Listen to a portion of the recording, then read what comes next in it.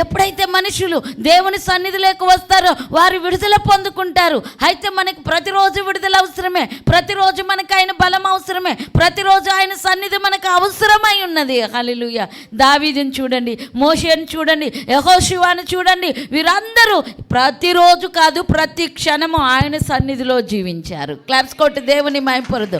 ఆయన సన్నిధిలో జీవించిన వారు వాళ్ళు. హల్లెలూయా, హల్లెలూయా. చూద్దాం. ఇంతకుముందు కూడా మీకు ఈ వాక్యం బాగా చదివి వినిపించినట్టు నాకు గుర్తుంది. నిర్గమాకాండం 33 అధ్యాయం చూద్దాం ఒకసారి. నిర్గమాకాండం 33 అధ్యాయము 33 అధ్యాయం 14 వచ్చినాను ఒకసారి చదువుదాం. నిర్గమాకాండం. అందుకు నా సన్నిధి నీకు తోడుగా వచ్చును, నేను నీకు విశ్రాంతి కలుగు చేస్తుందనగా మోషే నీ సన్నిధి రాని ఎడలా ఇక్కడ నుండి మమ్మల్ని తోడుకొని పోకము. హల్లెలూయా. మోషే ఖచ్చితంగా చెప్తున్నాడు, దేవుడు నాతో రాకపోతే నాకు విజయం లేదు. చెప్పు నీ పక్కన వాళ్ళకి ఈరోజు, దేవుడు నీతో లేకపోతే నీకు విజయం లేదు. దేవుడు నీతో రాకపోతే నీకు విజయం లేదు. ఆయన సన్నిధి నీతో రాకపోతే నీకు సక్సెస్ లేదు.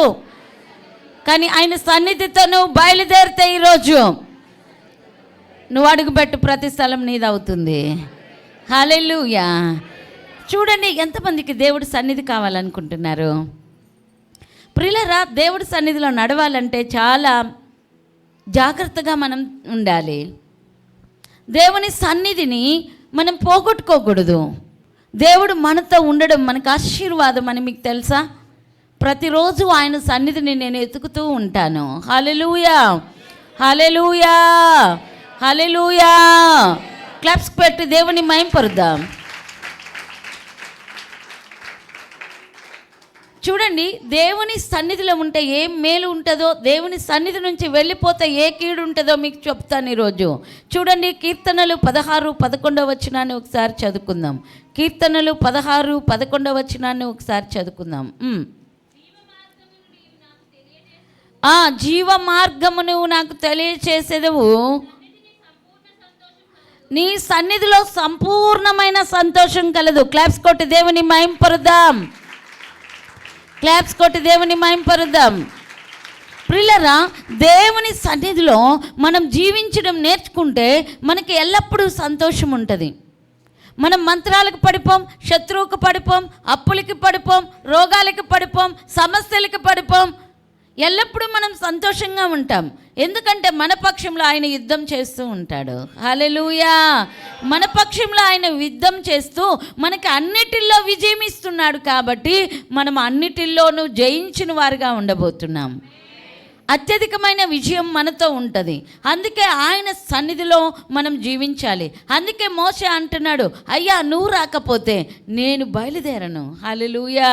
నువ్వు ఎక్కడికైనా వెళ్ళు, నీతో ఎవరుంటున్నారో అన్నది చాలా ప్రాముఖ్యము. దేవుడా దెయ్యమా? దేవుడా దెయ్యమా? నువ్వు దేవుడితో బయలుదేరుతావా, సక్సెస్ నీదే. నువ్వు దేవుడితో బయలుదేరుతావా, విజయం నీదే. ప్రతి సమస్య మీద విజయాన్ని ఇచ్చి నిన్ను అత్యధికమైన స్థితిలో ఆయన పెడుతున్నాడు. అందుకే నువ్వు సంతోషం తట్టుకోలేక ఆనందిస్తున్నావు. హల్లెలూయా, హల్లెలూయా. ఎందుకు మోషే, ఎందుకు దావీదు, ఎందుకు భక్తులు దేవుడితో నడిచారు? మీరు అనుకుంటారు, అమ్మో దేవుడితో నడవడమా ఎంత కష్టం, దేవుడితో నడవాలా, అమ్మో ఇది సాధ్యమా? మరి వాళ్ళెందుకు నడిచారు?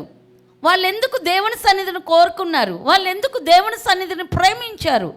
ఎందుకంటే దేవుని సన్నిధిలో సంపూర్ణ సక్సెస్ని దావీదు చూశాడు. హల్లెలూయా. భూలోకాన్ని అంతటిని దావీదు స్వాధీనపరుచుకున్నాడు.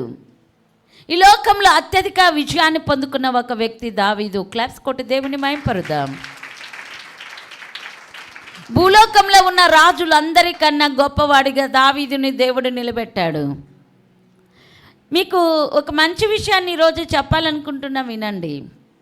కేవలం చర్చికి వచ్చి వెళ్ళిపోయేవారుగా ఉండకండి, దేవుని సన్నిధిని కలిగిన వారుగా ఉండండి.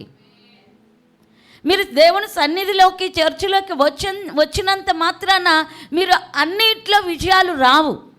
కానీ ఎవరికి విజయం ఉంది అంటే ఆయన సన్నిధి కలిగిన వారికి విజయం ఉంది. ఆమేన్.